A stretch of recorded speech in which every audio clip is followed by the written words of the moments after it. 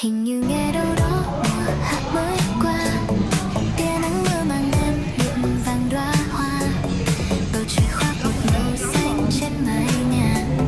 Ngày bình yên ta viết lên một bài ca, bạn bè đôi ba đứa hẹn nơi quán quen, quanh quẩn ly cà phê chuyện cười muôn điên, ngắm con phố nhỏ chiều chiều lên đèn. Mẹ gửi qua tin nhắn sao còn thức đêm, một ngày vui thế thôi khi tôi là chính tôi, bờ lòng ôm lấy bao rung động nhỏ nhoi, yêu một chiếc lá phải lòng một cá hoa, có những điều giản đơn cũng là một khúc ca.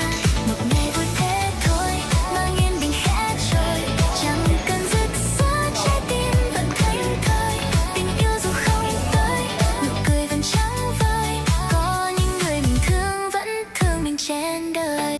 Thấy rồi.